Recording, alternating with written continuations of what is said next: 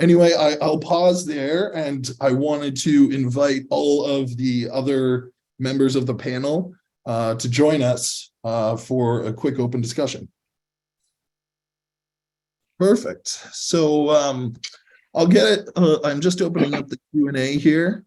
And so the first question is for Chris. What are the short-term solutions for fixing walk signals for visually impaired? Often the DOT and MPO process takes several years, even when they are receptive, making things right for those with disabilities. And thank you very much for your time today. Sure, great question. So you're going to get probably requests from people with vision impairments for accessible pedestrian signals, and you need to respond to those requests. And I would go further and go out to the blindness community. There are different blindness organizations, the chapters, National Federation of the Blind, the American Council of the Blind.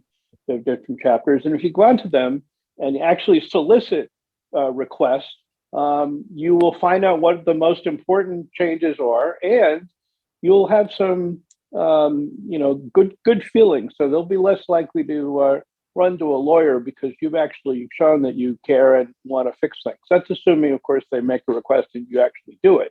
Doing it that's the most important thing. I'd like to piggyback on that and say, look, if you're in a small town or municipality, you have an accessible pedestrian signal policy. In other words, is it reasonable and consistent?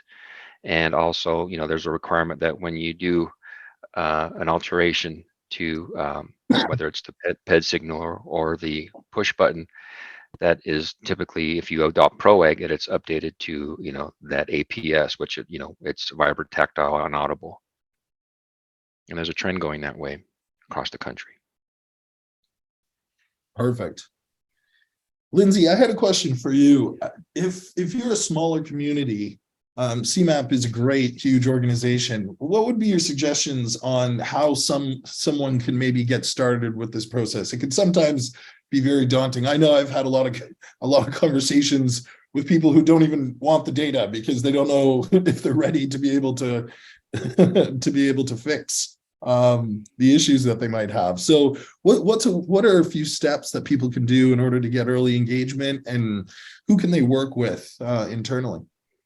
Well, obviously this is going to be dependent on the amount of resources your community has. I mean, if you are a very under-resourced community, you might not have a GIS program. You might not have staff that can go out and inspect the locations. I think that, ideally you will have some sort of mapping that's going on, and you would want to identify, if you can have your intern program to go out and collect data, that is always really helpful. And I think, as Chris mentioned, working with local advocacy groups, they will have lots of knowledge about the local conditions and can help contribute to that data that you have.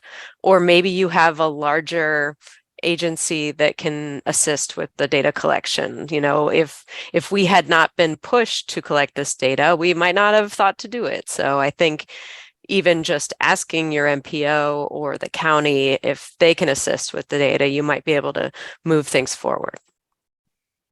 Yeah, I would add on that if you can establish an internship program and even get some interns from some of the local disability organizations, they'd love it. And you could train them, and they'd be very eager to go out and even on a volunteer basis to do some of that work. Yeah, and I would also stress the federal programs. I can provide some links there. They're very generous. The Infrastructure Investment and Jobs Act is very broad, and it's a very rewarding program with some few requirements. So really, it's a great way to use a program that's not even it's not even being used to its fullest, and so money is rolling over. So everything is being approved on that side. It just there's a couple steps involved, but something to think about. And in fact, if you don't apply for it and you try to claim that it's too expensive to make some of these improvements, the fact that it was there but you didn't apply for it will count against your claim that it's an undue burden to do it. So the next couple of questions were for DeepWalk. One of them was about the accuracy. How accurate are the measurements on DeepWalk, and is it available for Android systems? Yes. So on the accuracy, our slopes are typically, our 95th percentile is within 0.5%. And we're typically a little closer than that. So it's not for post-construction verification, and we don't want to take on that liability. So that's for your engineers and inspectors to do. But we're great for these self-evaluations, which is our focus right now. And on the other two questions related to the source of the data, so we've looked into all of the Android systems currently, and we haven't seen one that is a high enough quality to do the inspections that we do, but we'll be ready for it whenever it does. We do have a phone rental program that almost all of our clients use when we work directly with the municipality, and we just mail it over to you, you scan, and then there's a return label and you just mail it back. And that's been pretty seamless recently. And then there's another question about the sources of LiDAR point clouds. That's super interesting. Our technology is sensor agnostic. We take in point clouds and we don't really care where they come from as long as they're good. And we've done testing with the survey grade Trimble LiDARs, and they turn out amazing. The tripod survey grade LiDARs, those are awesome. But they're not super practical for doing large scale assessments. And we're also looking into the car mounted LiDAR. They're not quite there yet, but I think they will be within the next 2 years. And we're going to be rolling out with that as soon as it's ready. Perfect. Mark, in terms of your assessment, we're actually working with the Oregon DOT to be building out some base map data. That was one of the first areas that NOAA wanted. But one of the interesting things that we're starting to use is their street view data. So I'd love to keep in contact, because we will be getting to the ramps and the push buttons and the other traffic signaling. So that's something that we can follow up on. The last question, I don't know who this would be for, but what is the responsibility if a resident resides at a location that has a curb and sidewalk but not a driveway? The resident requests a handicap blue curb. Is the city obligated to paint and provide a sign at this location? I leave it to I might have to leave it to the panel to talk about those requirements. Yeah, that might get real tricky, because once it's put on the public right of way, then anybody can use it, right? So you look at whether there's an ordinance or what's going on with that city or town. But typically, if they did request that when I worked for the DOT, it can get real gray. And I think with us, there was a couple times we did place them out there, but the resident knew that if somebody had a plate or placard, that they could still park there on that public right of way. But they did provide one, and it gets tricky. I know there's some fair housing stuff that goes on when it comes to like apartments and things like that. But when it's on the street, like we say in the AD, and I know everyone will smile, it depends. And we want to do what's right, but you also don't want to open up a can of worms sometimes. So it gets tricky. And that's my response with regard to my history of dealing with that. And we've had those requests. That was a good response. I have no comment. Boy, if the attorney says you got a good response, I'll take that all day long, Chris. Thank you. I'm retired. That won't get you off the hook. I guess, Brandon, also, could you describe the data storage on a single iPhone with a test site of 255 ramps? What does that look like? Yeah, so a normal ramp on the storage side is about 20 to 30 megabytes for us. And our rental devices, I want to say, are at least 250 gigabytes. So you can scan for several days without doing any uploads. The way our process actually works is you scan for the day, and then when you get back to the office, there's an upload all button. And you connect the Wi-Fi, it uploads all your data, and then it's our problem. You don't have to worry about it. The actual data that you get, the mapping layer that you see, is extremely small. Our 60-mile project was I want to say 40 megabytes was the deliverable for 60 miles. just because it's broken down into a GeoJSON file, and then everything is linked over to our AWS system. And then I just saw street sign types. We just did an exploratory project with Peoria and Bradley to try scanning a bunch of different things. We scanned crosswalks, transit stops, building entrances, all kinds of stuff, parking spots. And we're trying to get the street signs. We learned that the vertical is sort of hard right now because we sort of look down from the top and we don't really have a good system for measuring from the side, but it's something we're playing around with. And we do identify street, signs as obstructions in our normal sidewalk and curb ramp inspections. So it doesn't know that it's a sign, but does know that you can't roll a wheelchair through it.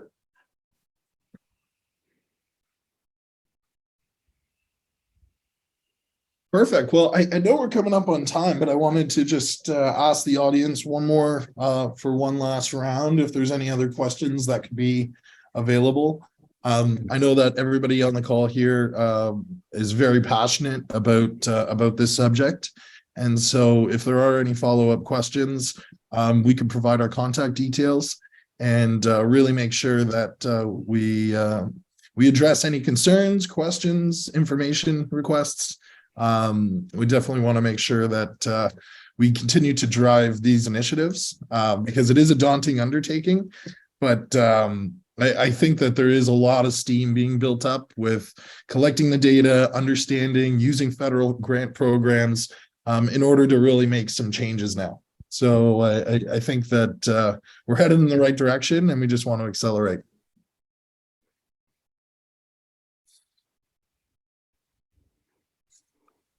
Was there any other questions from the panel?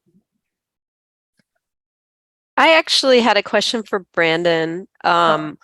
Once you complete the data collection, is the data turned over to the community and that's like their data? They don't have to, regularly buy it from you or anything?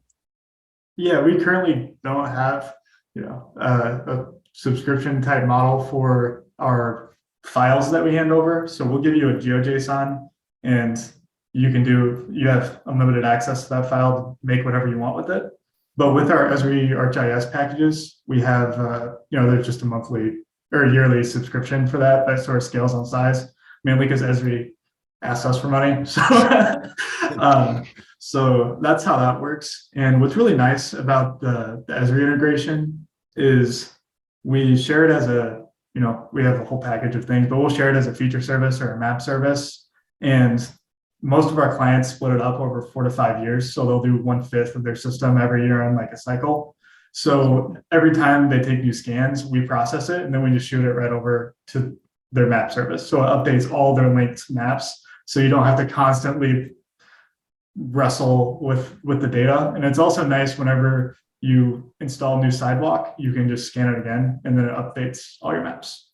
So those are kind of some nice things of playing around with Esri, even though they charge me an arm and a leg for it. Thanks. Will you be at the Esri UC this year? I'll be there. We just submitted our graphics, so we're ready to go.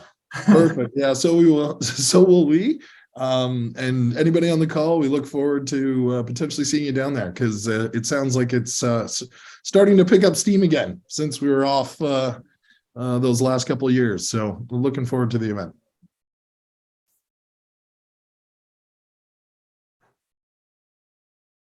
Well, that's about it from our side. I hope everybody found this very informative. There will be a recording. We will send this out. I think that there was some great details. Lindsay, Greg, Chris, you guys are experts in your field. So thank you so much. And giving the opportunity for us to join you on today's call, and looking forward to staying in touch and working in the future. My pleasure. You. Thanks. Hey, Greg, I'm sorry we changed the order. You could have gone first. I didn't really understand the scope of your presentation, so my apologies for that. No worries. It works out great. As long as we keep making this world more flatter and more communicative, I'm in. Yes. Hey, thanks a lot, man. Amen. Okay. Thank you, everyone. Thank you, everyone. Thanks, everyone.